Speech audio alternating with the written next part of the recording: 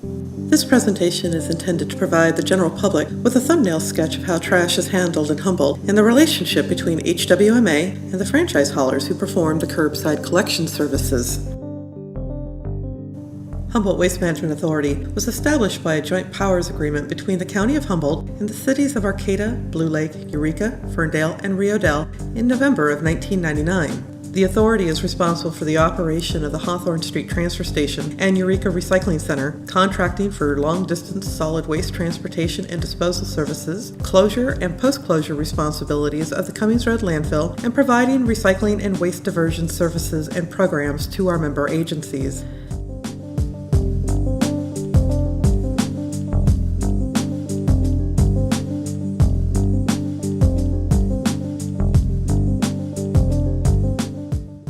Each city and county enters into exclusive franchise agreements for solid waste and other services, for example, green waste, recycling, and bulky item pickup, with a waste collection company, and each jurisdiction's franchise agreement is unique. Curbside collection companies in Humboldt include Humboldt Sanitation, Recology, Blue Lake Garbage, and Tom's Trash. Additionally, some of these companies may provide staffing for operation of the rural container sites located in the smaller communities throughout Humboldt County. Humboldt Sanitation also operates a private transfer station in McKinleyville, and Recology operates a private transfer station in Fortuna and manages the Redway transfer station under a contract with the county. These three transfer stations also receive materials under state, tribal, and federal contracts, the City of Fortuna and the City of Trinidad, and other self-hauled material, and that tonnage is not under HWMA's flow control.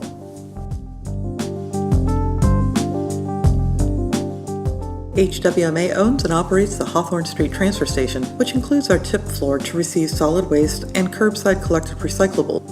The Hawthorne Street facility receives an average of 170 tons per day of solid waste from Eureka, Arcata, Blue Lake, and the surrounding unincorporated communities. The general public also disposes of their material at our facility. HWMA does not operate any curbside collection services. All material is brought to our transfer station.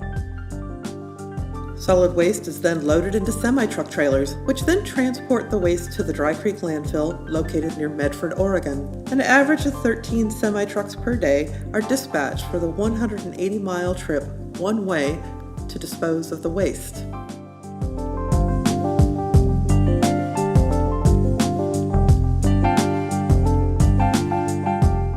The Dry Creek landfill opened in 1974 and is a fully permitted municipal solid waste landfill. Waste is disposed into cells which are designed and engineered using a liner system that includes layers of 60 millimeter thick textured HDPE material, low permeability soil, and a leachate collection and removal system. Each lined cell that is constructed has approximately 3 years of capacity and costs approximately $380,000 per acre to construct.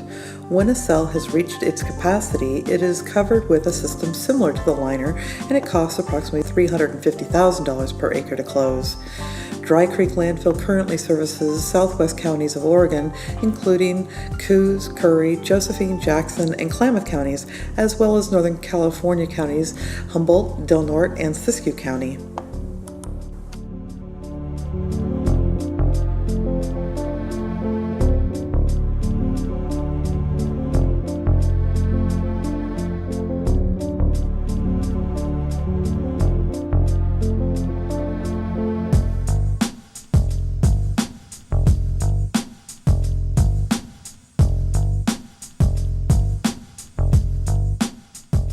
The Dry Creek Landfill is a regional facility with an active methane gas collection and control system in place. This gas-to-energy plant runs on methane which is generated at the landfill, and it generates enough electricity to power 3,200 homes in the Medford area 24/7. A major project that Dry Creek is looking towards is to convert the methane to a renewable natural gas in order to power their collection fleet of 50 trucks and other local fleets in Jackson County.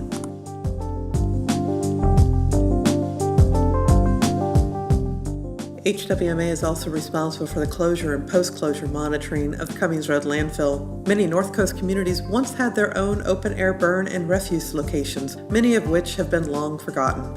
But the Cummings Road landfill was larger in scale and operated for several decades, and there's a responsibility to monitor and maintain this former landfill. The 33-acre Cummings Road landfill originally began as a privately owned open-air burn refuse disposal site, which operated from 1933 until 1969. Faced with a diminishing capacity and a corrective action order by the North Coast Regional Water Quality Control Board, the landfill was slated for closure in 1998. In 1999, HWMA was formed, and in addition to the Hawthorne Street Transfer Station, purchased the landfill to develop necessary engineering and design, perform the construction cap closure, and to conduct 30 years of post-closure maintenance and monitoring. Phase 1 construction closure was conducted in the summer of 2012. In April of 2013, HWMA and Recology were jointly issued a cleanup and abatement order for the cleanup of a 6.4-acre area outside of the landfill that contained old burn ash debris that straddled our two adjacent properties. Although neither party was responsible for creating the waste, as property owners, we were responsible for cleaning the property and proper disposal of the material. Over 92,000 cubic yards of material was removed at a cost of about $4 million and placed into the Phase 2 area of the landfill, and construction was completed on that site in October of 2014. Phase 2 construction closure of the Cummings Road landfill was completed in October of 2015. Closure review and certification from the Humboldt County Local Enforcement Agency and the State of California's CalRecycle was completed in February of 2018. Total spent on the Cummings Road landfill and the burn ash site was a little over $12 million, and HWMA is now responsible for ongoing maintenance and monitoring of the site.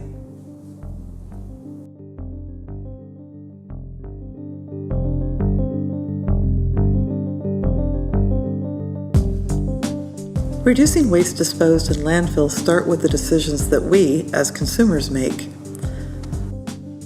In 2012, the state legislature passed AB 341, which set a statewide diversion goal of 75% by 2020 to be achieved through source reduction, recycling, and continued diversion of materials such as organic waste. To help achieve 75% diversion, HWMA engages in manual removal of material from the waste stream, collects carpet for recycling, and used mattresses and foundations for recovery and recycling. HWMA operates the Eureka Recycling Center for public recycling drop-off, which include containers, appliances, used oil, electronic, and universal waste, and we operate the only CRV buyback center in Eureka. HWMA also manages waste reduction programs on behalf of our member agencies and operates a variety of collection and diversion programs.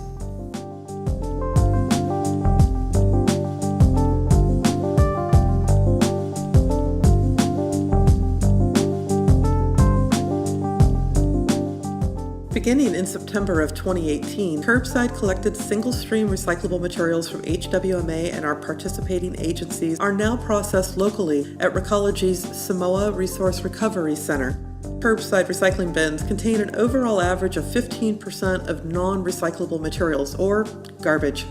We need your help to get back to basics and to keep garbage out of recycling bins so that we can reduce our costs to recycle and improve the quality of the recyclable materials for market. The list of items that can and cannot be recycled may periodically change due to technological advancements and market price fluctuations of recycled goods and raw materials. Fortunately, now that our jurisdictions are using the same recycling sort facility, the same materials are accepted, so there will be less confusion about what is or what is not recyclable. Curbside residents are not required to sort recyclables into separate glass, plastics, and paper bins, but can place the materials commingled into a single bin. Employees and equipment at the Samoa sorting facilities will do the sorting for us. When in doubt, throw it out. And then do some research about what you should have done so that you can do it right the next time. Wishful recycling is usually just contamination. Rinse and dump before recycling. It doesn't have to be pristine, but even a little food residue or liquid left in the container could cause it and other items to end up in the landfill. Toss loose items into recycling bins. Don't tie up recyclables in plastic bags because plastic bags themselves are not recyclable, and frankly, the sorters don't know if they are opening a bag of recyclables, trash, or even used baby diapers.